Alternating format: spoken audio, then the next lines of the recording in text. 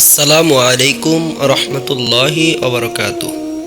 আজকে আমরা জানব কিভাবে নামাজ আদায় করলে নামাজ কবুল হওয়ার সম্ভাবনা বেশি থাকে এবং কিভাবে নামাজ পড়লে আমাদের নামাজ কখনোই কবুল হবে না। এক নম্বরে নিয়ত ও খুশু ঠিক রাখা। নামাজের মধ্যে যদি আপনাদের নিয়ত ঠিক থাকে, নামাজ কবুল হওয়ার সম্ভাবনা থাকে বেশি।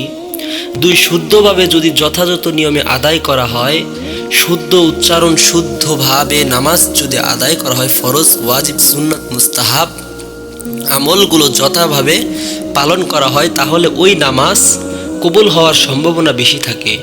তিন, তাহারাত পবিত্রতা ঠিক থাকে। অজু ও গোসল যদি ঠিকমতো করা হয়, পবিত্রতা অর্জন করা হয়, ওই নামাজ কবুল হওয়ার সম্ভাবনা বেশি থাকে। চার, হালাল রিজিক ভোগ করা।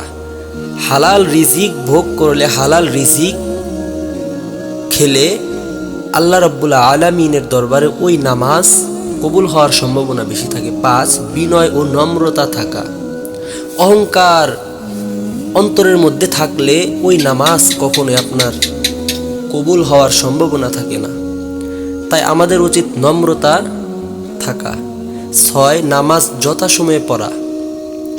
বিলম্ব না করে যথাসময়ে নামাজ আদায় করলে ওই নামাজ উক্ত মতো নামাজ পড়লে ওই নামাজ কবুল হওয়ার সম্ভাবনা বেশি থাকে। সাত, রুকু সিজদা ও অন্যান্য আরকান সঠিকভাবে আদায় করা। হঠাৎ করে তাড়াহুড়ো না করা, ধীরে স্থিরে নামাজ পড়া, ওই নামাজ কবুল হওয়ার সম্ভাবনা বেশি থাকে। আট, সালাতের মধ্যে অপ্রয়োজনীয় কথা, দৃষ্টি বা চিন্তা না থাকা। মনোযোগ সহকারে আল্লাহর ইবাদত, নামাজ, আল্লাহর ফরজ, আল্লাহর হুকুম মনে করে নামাজ আদায় করা। এই আটটি হুকুম যদি এই আটটি স্টেপ যদি ফলো করেন, তাহলে অবশ্যই নামাজ কবুল হওয়ার সম্ভাবনা বেশি থাকে। এবং এখন আমরা জানব নামাজ কবুল না হওয়ার আটটি কারণ। তো নিয়ত ঠিক না থাকলে নামাজ কখনোই কবুল হবে না। আমাদের উচিত নিয়ত ঠিক থাকা। দুই, তাড়াহুড়া ছাড়া। তাড়াহুড়া যদি করেন নামাজের মধ্যে, ওই নামাজ কখনো কবুল হবে না। তিন, সালাতের সময়, নামাজ আদায়ের সময় অন্য কিছু নিয়ে ব্যস্ত থাকা। দুনিয়ার চিন্তা ভাবনা মনোযোগ হারিয়ে গেলে ওই নামাজ কখনো আল্লাহর দরবারে কবুল হবে না। তাড়াহুড়া করে পড়লে আল্লাহর রাসূল সাল্লাল্লাহু আলাইহি ওয়াসাল্লাম বলেন, চোরের মধ্যে সবচেয়ে খারাপ চোর সে যে তার নামাজে চুরি করে। তিরমিজি শরীফের হাদিস। বিনা উযরে নামাজ কাজা করলে ওই নামাজ কখনো কবুল হওয়ার সম্ভাবনা থাকে না, অনেকটাই কমে যায়।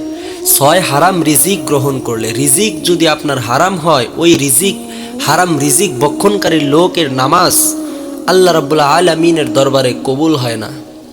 সালাতের স্থানে বা পোশাকে অপবিত্রতা থাকলে, আপনারা যেই পোশাক পরবেন ওই পোশাক পবিত্র রাখা অবশ্যই জরুরি। অপবিত্র থাকলে ওই পোশাক দিয়ে, ওই জায়নামাজ দিয়ে নামাজ আদায় করলে কখনোই কবুল হবে না।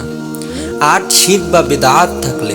যদি নামাজের মধ্যে আল্লাহ ছাড়া অন্য কারো উদ্দেশ্য কিছু থাকে, যদি লোক দেখানো কোনো নামাজ হয়, ওই নামাজ কোনোদিন আপনাকে সফলতা দেবে না। ওই নামাজ কোনোদিন আল্লাহ রাব্বুল আলামিনের দরবারে কবুল হবে না। আশা করি সবাই বুঝতে পেরেছেন। আল্লাহ রাব্বুল আলামিন যেন আমাদেরকে সঠিক বুঝ দান করেন। যে আটটি স্টেপ বললাম, এই আটটি স্টেপ অনুযায়ী আমাদেরকে নামাজ আদায় করার তৌফিক দান করেন, তাহলে অনেকটাই নামাজ কবুল হওয়ার সম্ভাবনা থেকে যায়।